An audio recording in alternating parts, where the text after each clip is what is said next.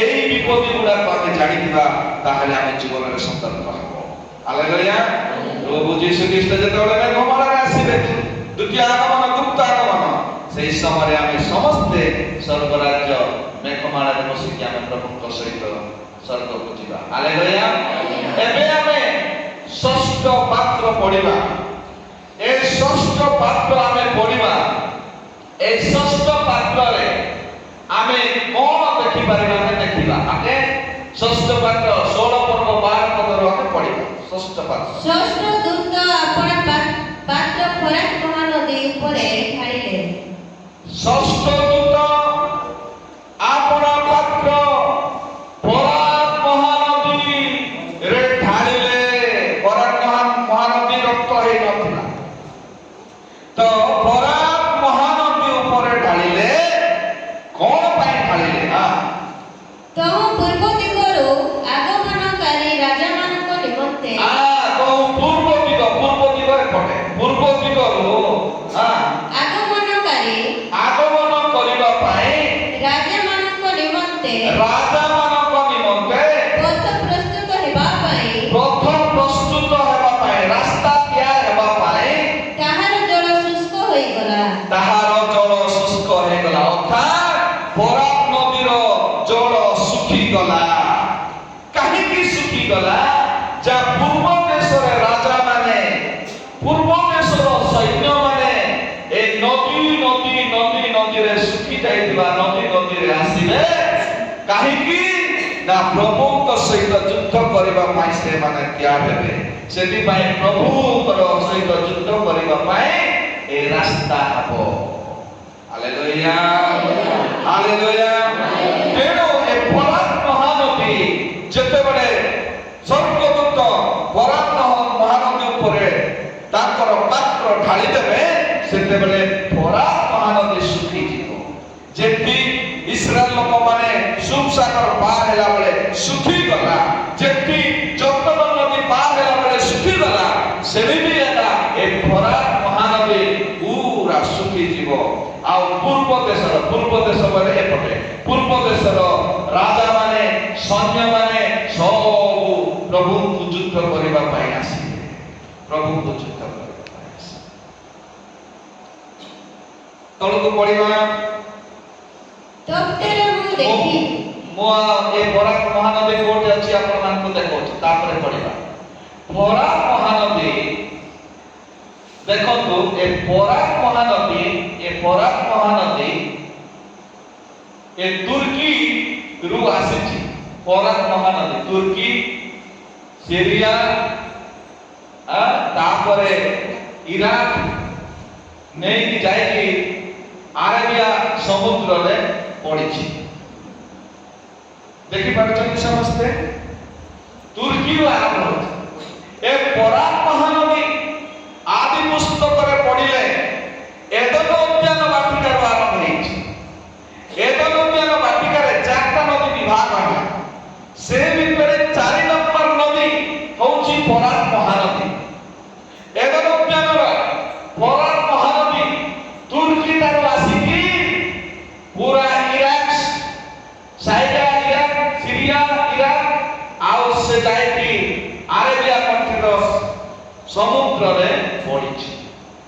ବହୁତ ବଡ ନଦୀ ଏଇଟା। ଏ ନଦୀ ଶୁଖିଯିବ ଏବଂ ନଦୀ ଶୁଖିଗଲା ପରେ ଏ ପୂର୍ବ ଦେଶର ପଣ୍ଡିତ ମାନେ ଆସିକି ଏରମଗେଦନ ଜାଗା, ଏରମଗେଦନ ଜାଗା ଜେରୁସାଲେମ ପାଖରେ ଅଛି। ଜେରୁସାଲେମ ପାଖରେ ଅଛି। ଆଉ ଏଇଟା ଏରମଗେଦନ ଜାଗା। ଏ ଫଟୋ ଯୋଉ ଦେଖଉଛି କର୍ନେଲ ପାହାଡରୁ ଉଠେଇଥିବା ଫଟୋ। ଏଇଟା କର୍ନେଲ ପାହାଡରୁ ଉଠେଇଥିବା ଫଟୋ। এই জায়গা প্রস্তুত করিবে। এই জায়গা প্রস্তুত করিবে। প্রভু যীশু খ্রিস্টଙ୍କ সହିତ যুদ্ধ କରିବା ପାଇଁ ଫରାତ ନଦୀ ଶୁଖିଯିବ ଏବଂ ସେମାନେ ଆସିବେ। ଫରାତ ନଦୀ ବଡ ନଦୀ, ପୁରା ବହୁତ ବଡ ନଦୀ। ସେଇ ନଦୀ ଏ ନଦୀ ଯୋଉ ଅଛି ଫରାତ ମହାନଦୀ, ସେପଟେ କଣ ଅଛି ଜାଣିଛନ୍ତି? ଏ ପୂର୍ବ ଦେଶରେ କଣ ଅଛି? ରୋମ ରାଜ୍ୟ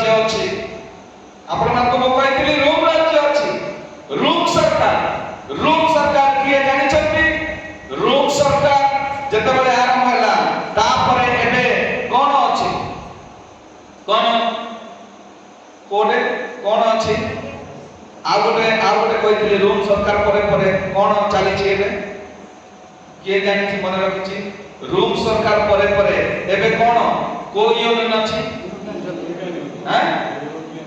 ୟୁରୋପିଆନ ୟୁନିୟନ ଅଛି ୟୁରୋପିଆନ ୟୁନିୟନର ରାଜା ମାନେ ତାଙ୍କର ସୈନ୍ୟ ମାନେ ଏ ନଦୀ ଦେଇକି ଆସିବେ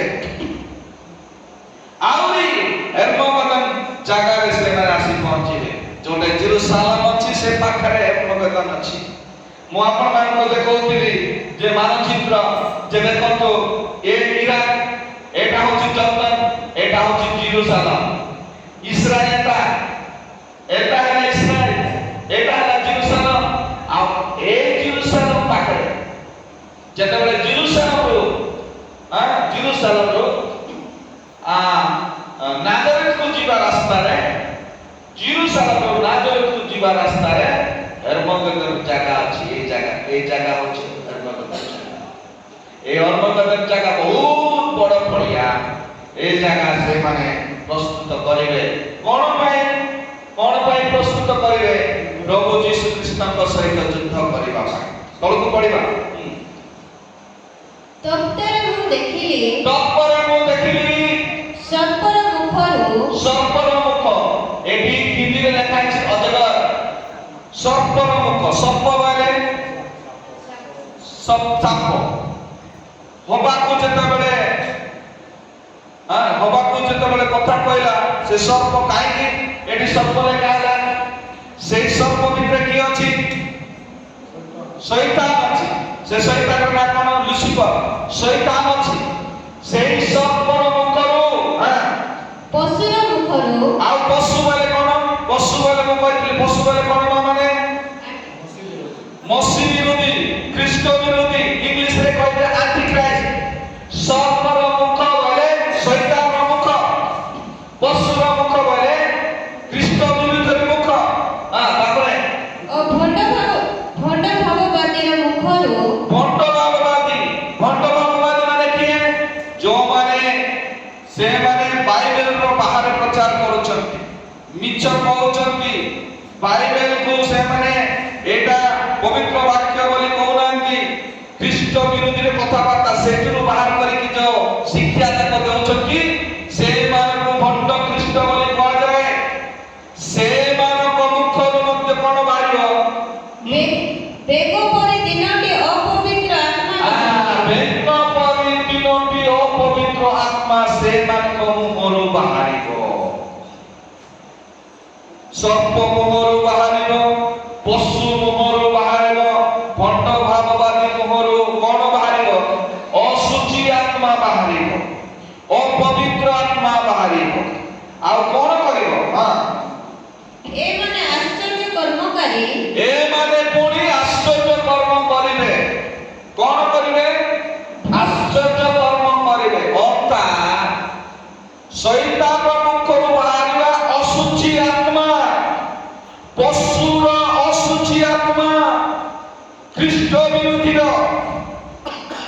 ଏବଂ ଭଣ୍ଡ ଭାବବାଦୀ ମୁଖରୁ ବାହାରିବା ଅଶୁଚି ଆତ୍ମା ଅପବିତ୍ର ଆତ୍ମା ମଧ୍ୟ ମିରାକିଲ କରିବ ଆଶ୍ଚର୍ଯ୍ୟ କାର୍ଯ୍ୟ କରିବ ମୋର ମା ମାନେ ମୋର ବାପା ମାନେ এই আশ্চর্য କାର୍ଯ୍ୟ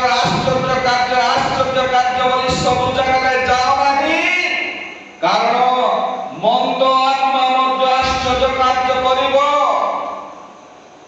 ମନ୍ଦ ଆତ୍ମା ମଧ୍ୟ ଆଶ୍ଚର୍ଯ୍ୟ କାର୍ଯ୍ୟ କରିବ ସେ ମଧ୍ୟ ରୋଗୀକୁ ସୁସ୍ଥ କରିବ ସେ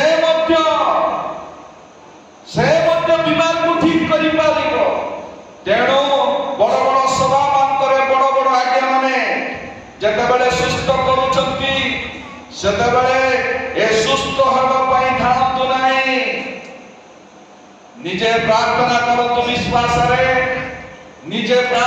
ବିଶ୍ୱାସରେ କଲେ ପ୍ରଭୁ ସୁସ୍ଥ କରିବେ ହାଲେଲୁୟା ଆମେ ସୁସ୍ଥ ହେବା ପାଇଁ ପ୍ରଭୁଙ୍କୁ ଜାଣିନାହୁଁ ଆମେ ପ୍ରଭୁଙ୍କୁ ଏଥିପାଇଁ ଜାଣିଛୁ ଏ ବିପଦରୁ ରକ୍ଷା ପାଇଁ ସ୍ୱର୍ଗ ରାଜ୍ୟ ପାଇବା ହାଲେଲୁୟା ଏ ବିପଦରୁ ରକ୍ଷା ପାଇଁ ସ୍ୱର୍ଗ ରାଜ୍ୟ ପାଇବା ପାଇଁ आमे सुस्थ हेबा पाए आमे प्रभु को जानि ना आपको धन मिलु बोली प्रभु को जानि ना आपको घर फल गाड़ी घोड़ा सब सम्मान मिलु बोली प्रभु को आमे जानि ना प्रभु को एतिपाई जानिछु जे प्रभु ए विपद रक्षा करिवे ताकर क्लेशरु आउ आम्मान को स्वर्ग राज्य नेबे सेतिपाई आमे प्रभु को जानिछु हालेलुया ए चिन्ह चिन्ह बोले ए आश्चर्य कार्य बोले ए मीटिंग से मीटिंग आकु धरी ताकु धरी गाड़ी घोड़ा खर्च करे तेल पिड़ी ए सब ए ड्रामा दिन देखो जागृत रहो मंद आत्मा मध्य आश्चर्य कार्य करिवो हालेलुया हालेलुया तापरे कोन आला भूतात्मा होई हां सर्वशक्तिमान ईश्वर को महादिनर युद्ध निमंते ए भूत आत्मा होई ए तीन आत्मा भूत आत्मा है परमेश्वर को सहित युद्ध करबा निमंते समस्त जगतर राजा मान को एकत्र करबा पाई समस्त जगतर राजा मान को एकत्र करबा पाई सेमान को निकट को बाहरी जानती सेमान को निकट को बाहरी जानती ए तीन जन आत्मा सब राजा मान को डाकिले यूरोपियन यूनियन राजा मान को एवं प्रत्येक सैन्य मान को से मान को डाकिबे आसो यीशु को सहित युद्ध करबा हमर राज्य को से छोड़ेबा पय आसुचंती पागल शैतान की नहीं काहे की पागल शैतान मन कहले मु काहे की यीशु को बंदूक देना थे बंदूक फुटबो की पागल डाके नहीं शैतान सेति पय पागल शैतान तेणु ए आत्मा गुड़ाको समस्त को डाकिबे यीशु को नाच मारो मात्र ए माने जानि नांती जे से मानकर विपद आसी हालेलुया समस्त आसीले हां तापरे देखो हमें चोर परी आसोछु एठी गुटे विश्वासी मानक पाए प्रभु गुटे आश्वासन देउछंती कोन देउछंती देखो आमे चोर परी आसोछु जे जागृत थाई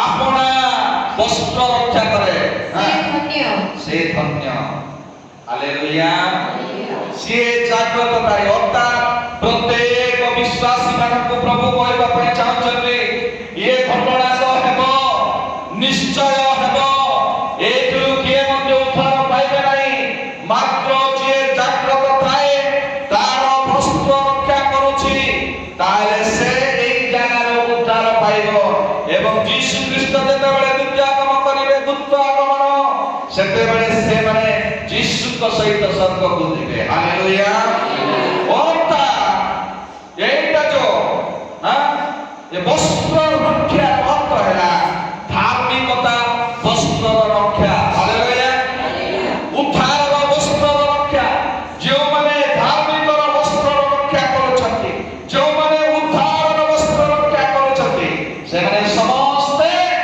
स्वर्ग राज्य को जिवे हालेलुया जोरदार करो ताली दो प्रभु को ए विपद से की बनाए जेन हमें देखुछु जे जेतेबेले युद्ध हबो सेतेबेले भयंकर युद्ध हबो हां तापरे तळକୁ पडिबा से अपवित्र आत्मा माने हां राजा मान को एभि भाषा रे हां हिमगिदर नामक स्थान रे एकत्र कले हेर्मोगिदर नामक स्थान रे प्रत्येक राजा मान को से माने एकत्रित कले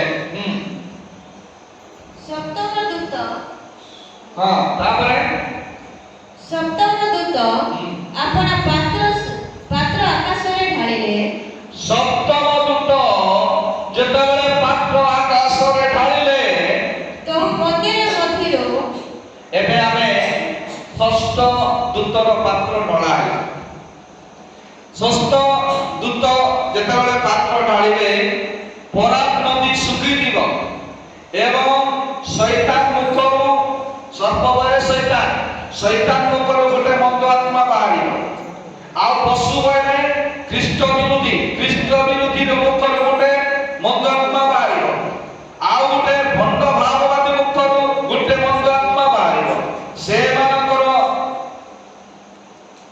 ସେମାନଙ୍କ ମୁଖରୁ ବେଙ୍ଗ ପରି ଗୋଟେ ଗୋଟେ ଆତ୍ମା ବାହାରିବ ଆଉ ସେମାନେ ପ୍ରତ୍ୟେକ ରାଜାମାନଙ୍କୁ ପୂର୍ବ ଦେଶର ରାଜାମାନଙ୍କୁ ଡାକିବେ ଏବଂ ଯୁଦ୍ଧ ପାଇଁ ଲଢାଇ ପାଇଁ।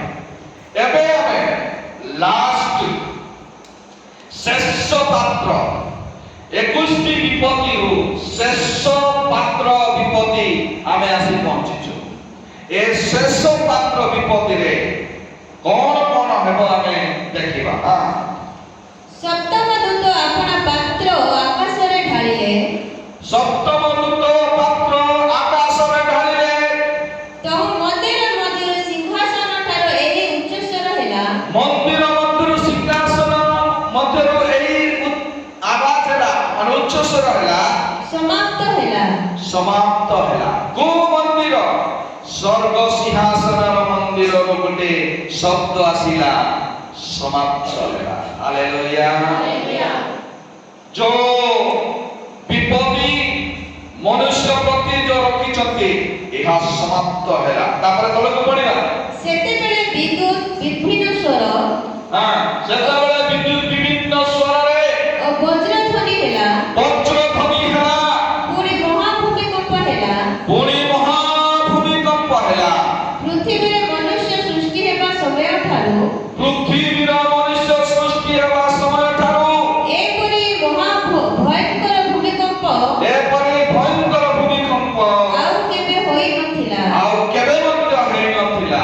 ସେମିତି ଭୂମିକମ୍ପ ହେଲା। ପ୍ରଭୁ ଏବେ ଶେଷ ବିପତ୍ତି ପୃଥିବୀକୁ ହଲେଇବେ। ଏ ପୃଥିବୀକୁ ହଲେଇବା ସମୟରେ ଭୟାନକ ଭାବରେ ଭୂମିକମ୍ପ ହେବ। ବଡ଼ ବଡ଼ ବିଲ୍ଡିଂ ଯାକ କୋଠା ଯାକ ସବୁ ଭୂମିସାତ ହେଇଯିବ। ଲୋକମାନେ ପ୍ରାୟ ଲୋକମାନେ ମରିଯିବେ। ପ୍ରାୟ ଲୋକମାନେ ପ୍ରଭୁ ହଲେଇବେ ହଲେଇବେ ହଲେଇବେ ହଲେଇବେ ପୃଥିବୀକୁ ପୁରା ପୁରା ଚୂର୍ଣ୍ଣ କରିବେ। କାହିଁକି ନା ପବିତ୍ର କରିବେ। ହାଲେଲୁୟା। ହଲେଇକି ହଲେଇକି ପବିତ୍ର କରିବେ। ମନେ ପଡ଼ିଲା।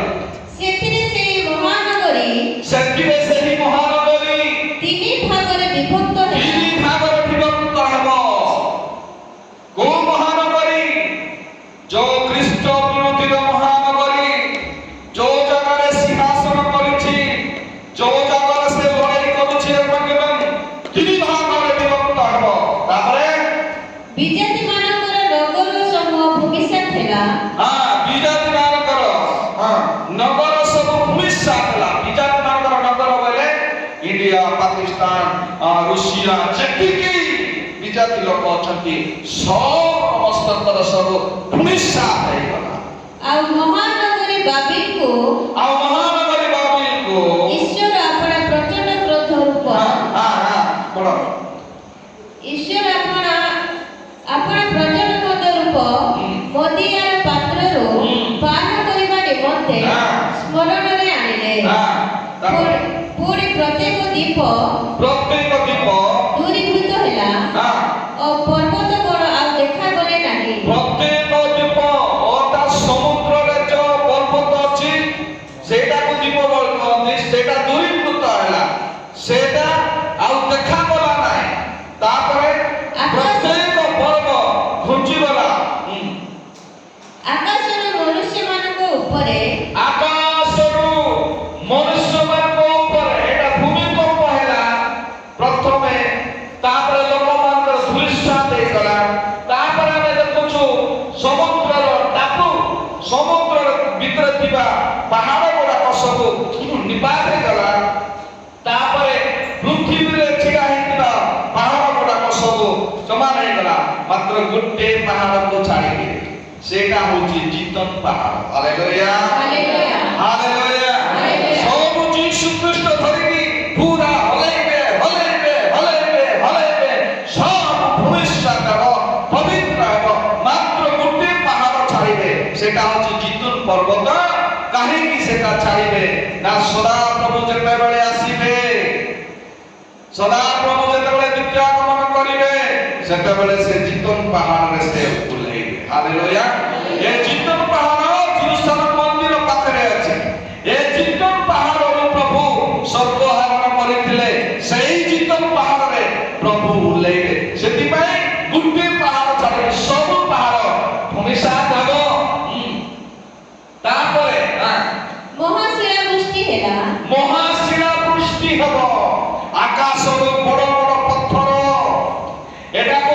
इंग्लिश रे कहते टैलेंट ए टैलेंट और दुटे टैलेंट रो केजी 35 रु 45 केजी पत्थर गुडा को कोन हैला ଶିଳା ଗୁଡ଼ିକ ପ୍ରାୟ ଏକ ମହଲ ନାଇଁ ପ୍ରଥମ ରୁ ପଢନ୍ତୁ ପ୍ରଥମ ରୁ ଆକାଶର ମନୁଷ୍ୟମାନଙ୍କ ଉପରେ ଆକାଶରୁ ମନୁଷ୍ୟମାନଙ୍କ ଉପରେ ପୃଥିବୀ ଉପରେ ନାହିଁ ତା ଉପରେ ମନୁଷ୍ୟମାନଙ୍କ ଉପରେ ଆପଣ ଭାବନ୍ତୁ ଅନ୍ଧାର ହେଇଛି କିଛି ଦେଖାଯାଉ ନାହିଁ ଇଆଡେ ବଡ ବଡ ଘା ପୂଜ ବାହାରୁଛି ଏମାନେ ଉଲମ୍ବ ହେଇଅଛନ୍ତି କୁଆଡେ ଯିବେ ଜାଣିପାରୁନାହାନ୍ତି ସେତେବେଳେ ବଡ ବଡ ପଥର ଯଦି ମନୁଷ୍ୟକୁ ଦେଖିକରି ଟାର୍ଗେଟ କରିକି ମୁଣ୍ଡ ଉପରେ ପଡିବ ମନୁଷ୍ୟ ଉପରେ ପଡିବ ମନୁଷ୍ୟ ଉପରେ ପୃଥିବୀ ଉପରେ ନାହିଁ ତାପରେ ମହାଶିଳାବୃଷ୍ଟି ହେଲା ଶିଳା ଗୁଡ଼ିକ ପ୍ରାୟ ଏକ ମହଳ ଓଜନର ଏକ ମହଳ ବୋଲେ 35 କେଜି ରୁ 45 କେଜି ପର୍ଯ୍ୟନ୍ତ ଓଜନ ସେ ଶିଳାବୃଷ୍ଟି ମନୁଷ୍ୟ ଉପରେ ହେଲା ଆଉ ଶିଳାବୃଷ୍ଟିର କ୍ଲେଶ ସକାଶୁ ଶିଳାବୃଷ୍ଟିର କଷ୍ଟ ସକାଶୁ ମନୁଷ୍ୟମାନେ ଈଶ୍ୱରଙ୍କ ନିନ୍ଦା କଲେ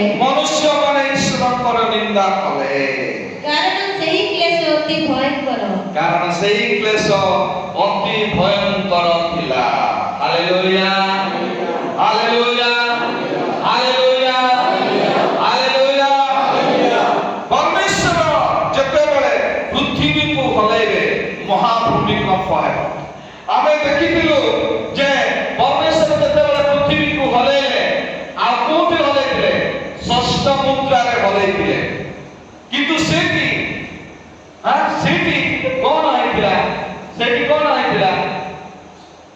ଷଷ୍ଠ ମୁଦ୍ରା ନାହିଁ one minute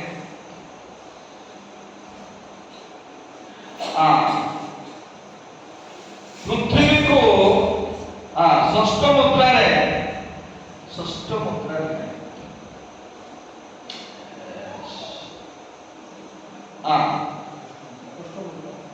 ମୁଦ୍ରାରେ ପ୍ରଭୁ ହଲେଇଥିଲେ ହାଲେଲୁୟା ତେଣୁ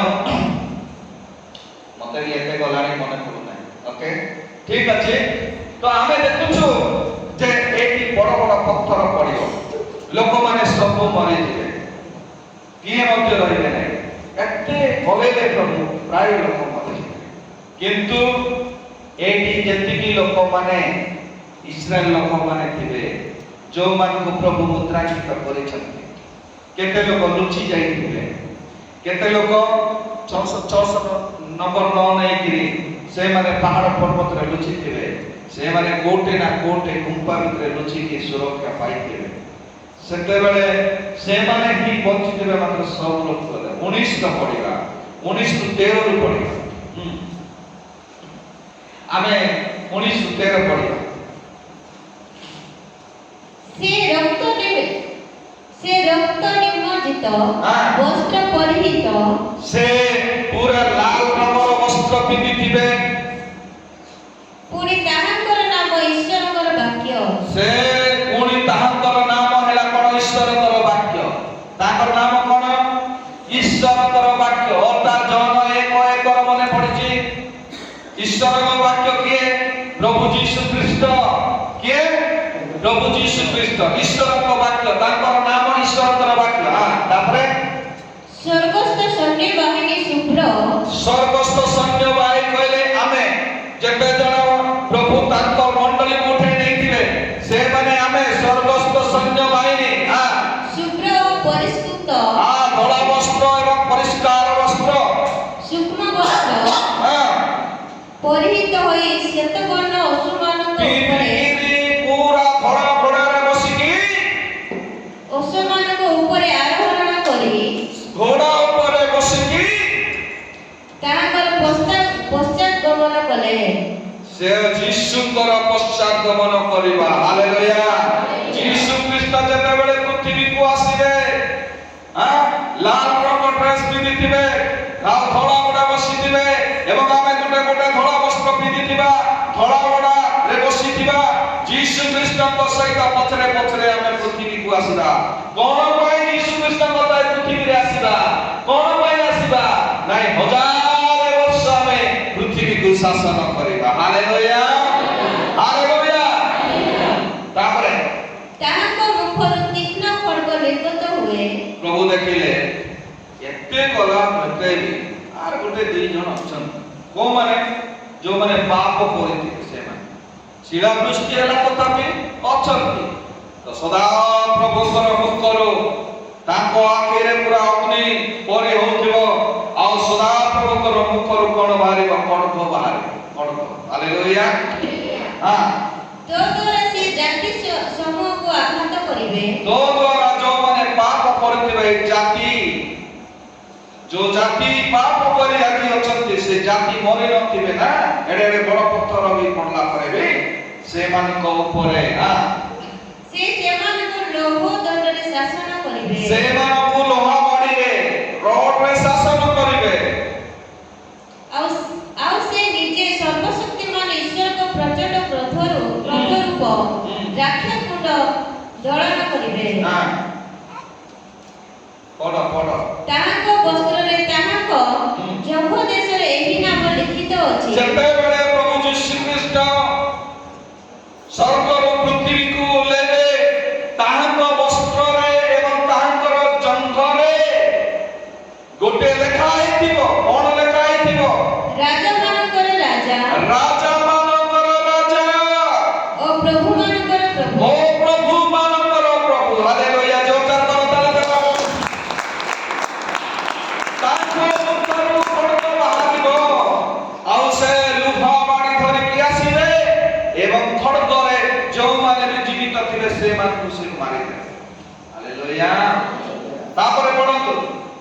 ତତ୍ପରେ ମୁଁ ଜଣେ ଦୂତଙ୍କୁ ତାପରେ ମୁଁ ଜଣେ ଦୂତଙ୍କୁ ସୂର୍ଯ୍ୟ ମଧ୍ୟରେ ଦଣ୍ଡାୟମାନ ସୂର୍ଯ୍ୟ ମଧ୍ୟରେ ବସିଥିବା ଦେଖିଲି।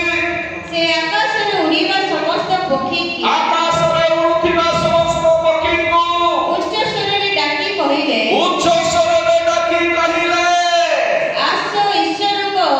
ଆସ ଈଶ୍ୱରଙ୍କର ମହାଭୋଜରେ ଏକତ୍ର ହୁଅ। ମହାଭୋଜରେ ଏକତ୍ରିତ ହୁଅ। ପଢ। ଯେପରି ତୁମ୍ଭେମାନେ ରାଜାମାନଙ୍କର ଯେପରି ତୁମ୍ଭେମାନେ ଅନ୍ୟ ଦେଶ ରାଜାମାନଙ୍କର ସେନାପତିମାନଙ୍କର ସେନାପତିମାନଙ୍କର ପରାକ୍ରମୀମାନଙ୍କର ପରାକ୍ରମୀମାନଙ୍କର ଅଶ୍ୱ ଓ ଅଶ୍ୱାରୋହୀମାନଙ୍କର ଅଶ୍ଵ ଆଉ ଘୋଡ଼ା ଏବଂ ଘୋଡ଼ାରେ ବସିଥିବା ଲୋକମାନଙ୍କର ସ୍ୱାଧୀନ ଓ ପରାଧୀନ ସ୍ୱାଧୀନ ଓ ପରାଧୀନ କ୍ଷୁଦ୍ର ଓ ମହାନ କ୍ଷୁଦ୍ର ଆଉ ମହାନ ସମସ୍ତ ଲୋକଙ୍କର ମାଂସ ଭକ୍ଷଣ ସମସ୍ତ ଲୋକମାନଙ୍କର ଭକ୍ଷଣ କରିବ। ଖାଇବ। ଆସ ଆସ ଆସ ପ୍ରଭୁଙ୍କର ମହାଭୋଜ ହଉଛି। Hallelujah hallelujah. ଯେତେ ଜଣ ଶେଷରେ ବୃଦ୍ଧି କରିବେ ଆକାଶରେ ଉଡୁଥିବା ପକ୍ଷୀମାନଙ୍କୁ ସ୍ୱର୍ଗଦୂତ ଉଚ୍ଚ ସ୍ୱରରେ ଡାକି କହୁଛନ୍ତି ସଦା ପ୍ରଭୁଙ୍କର ମହାଭୋଜରେ ସାମିଲ ହୁଅ। ଯେଉଁମାନଙ୍କୁ ପ୍ରଭୁ ମାରିବେ ସେମାନଙ୍କର ମାଂସକୁ ତମେ ଖାଅ। ଲେଖା ଅଛି ବାକ୍ୟରେ ସେମାନଙ୍କର ଏତିକି ହାଡ଼ ବି ରହିବ ନାହିଁ। ସବୁ ସଫା କରିଦେବେ। ହାଲେଲୁୟା। ଆଉ ପବିତ୍ର କରିବେ। ପୃଥିବୀକୁ ପବିତ୍ର କରିବେ। କିଏ ମଧ୍ୟ ବଞ୍ଚି ରହିପାରିବ ନାହିଁ। କେବଳ ଇସ୍ରାଏଲ ଲୋକ ଏବଂ ଯେଉଁମାନେ ଚାପ ନେଇ ନ ନେଇକି ବଞ୍ଚିଥିବେ ସେମାନେ ଯେତେବେଳେ ଆମେ ଦ୍ୱିତୀୟ ଆଗମନ କରିବା ପ୍ରଭୁଙ୍କ ସହିତ ସେତେବେଳେ ସେମାନେ ମଧ୍ୟ ଆସିକି ଆମ ସହିତ ସାମିଲ ହେବେ। Hallelujah hallelujah. ବୁଝିପାରିଲେ? ତ ଗୋଟେ ନଦୀ ଶୁଖି ନଥିବ ସେଟା ହେଲା ଫରାତ। ଗୋଟେ ନଦୀ ରକ୍ତ ହେଇନଥିବ ସେଇଟା ହେଉଛି ଫରାତ ନଦୀ। ଗୋଟିଏ ପାହାଡ଼ କିଛି ହେବ ନାହିଁ ସେଇଟା ହେଲା ଜେତୁନ ପର୍ବତ। ସେଇ ଜେତୁନ ପର୍ବତରେ ପ୍ରଭୁ ଓହ୍ଲାଇବେ। କାହା ସହିତ?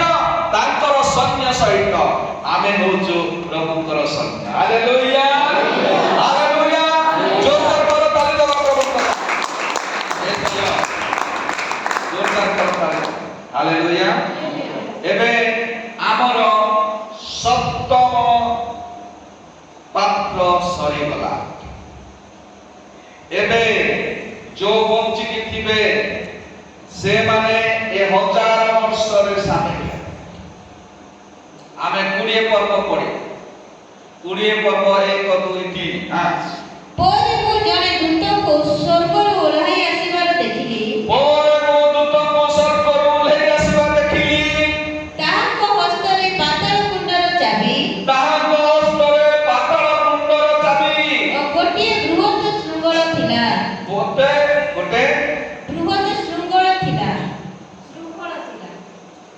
ବୃହତ ଶୃଙ୍ଖଳ ଥିଲା। ଶିଙ୍କୁଳି ବୃହତ ଶିଙ୍କୁଳି ଥିଲା।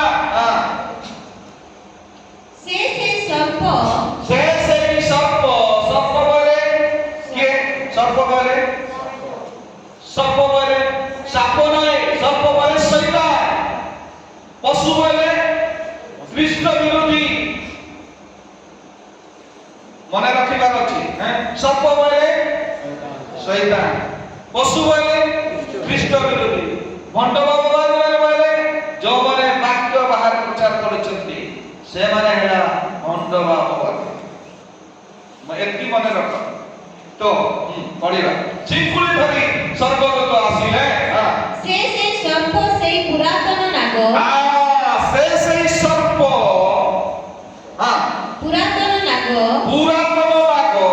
ଅର୍ଥାৎ ଦିଆବଳ ଶୈତାନକୁ ଧରି 1,000 ବର୍ଷ ପର୍ଯ୍ୟନ୍ତ ବାନ୍ଧି ପକାଇଲେ। ପୁଣି ତାହାକୁ ପାତାଳ କୁଣ୍ଡରେ ନିକ୍ଷେପ କରି ସେଥିର ମୁଖ ବନ୍ଦ କଲେ। ତାହା ଉପରେ ମୁଦ୍ରାଙ୍କ ଦେଲେ। ଆଉ ତାହା ଉପରେ ସିଲ୍ କଲେ, ମୁଦ୍ରାଙ୍କିତ କଲେ ବୋଲେ ପୁରା ଚେନ୍ ପକେଇକି ପୁରା ତାଲା ପକେଇ ଦେଲେ। ଆଉ ସିଲ୍ କଲେ। ଯେପରି ସେହି 1,000 ବର୍ଷ ଯେପରି ସେ 1,000 ବର୍ଷ ଶେଷ ନ ହେବା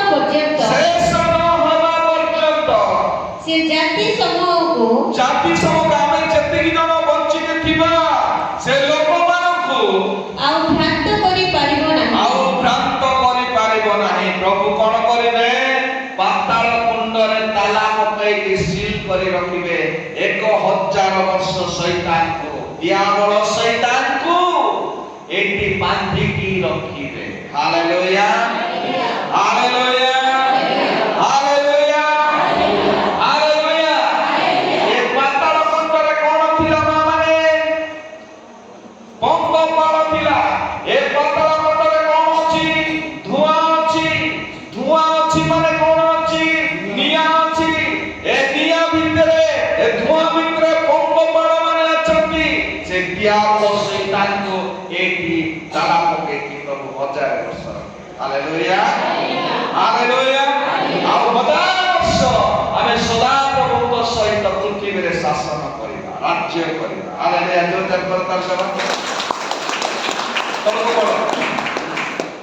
ଏହାପରେ ଅଳ୍ପ କାଳ ନିମନ୍ତେ ତାହାକୁ ମୁକ୍ତ ହେବାର ହେବ। ଯେତେବେଳେ 1,000 ବର୍ଷ ଶେଷ ହେବ ତାହାକୁ ମୁକ୍ତ କରିବେ ପ୍ରଭୁ। ଆଉ ତାହାକୁ ପୁଣି ତାର ପ୍ରମୋଶନ ଅଛି। ତାପରେ ତଳେ ମୁଁ ସିଂହାସନ ସମୂହ ଦେଖିଲି। ସେ ସବୁ ଉପରେ କେତେକ ବ୍ୟକ୍ତି ଉପବେଶନ କଲେ। ସେମାନଙ୍କୁ ବିଚାର କରିବାର କ୍ଷମତା ଦିଆଗଲା।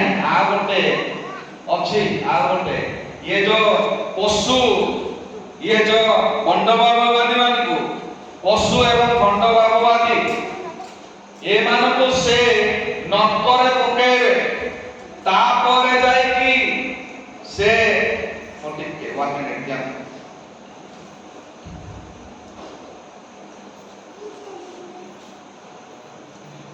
ठीक है 1 मिनिट सॉरी ठीक है 1 मिनिट।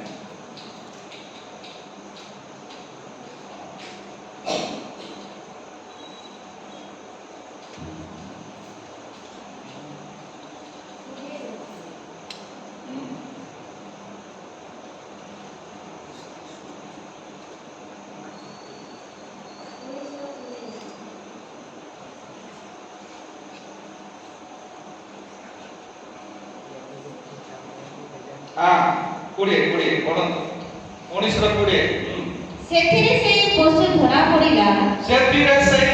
ଧରା ପଡ଼ିଲା। କିଏ? ଖ୍ରୀଷ୍ଟ ବିରୋଧୀ ପଶୁ ଧରା ପଡ଼ିଲା। ଆଉ ଯେଉଁ ଭଣ୍ଡ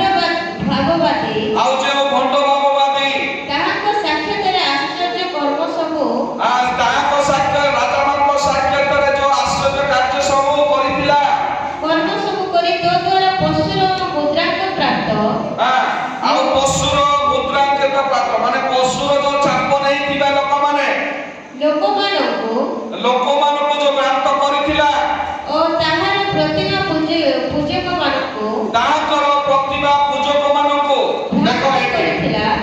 সেই পশুর চাপ ଯେଉଁମାନଙ୍କୁ ନେବା ପାଇଁ ବାଧ୍ୟ କରିଥିଲା ସେ ପଶୁ, ମୂର୍ତ୍ତିକୁ ପୂଜା କରିବା ପାଇଁ ବାଧ୍ୟ କରୁଥିଲା ସେ ପଶୁ, ଆଉ ସମସ୍ତଙ୍କୁ ଯୋଉ ହାତରେ ଏବଂ କପାଳରେ ମୁଦ୍ରାଙ୍କିତ କରୁଥିଲା ସେଇ ପଶୁ ମଧ୍ୟ ଧରା ପଡ଼ିଗଲା।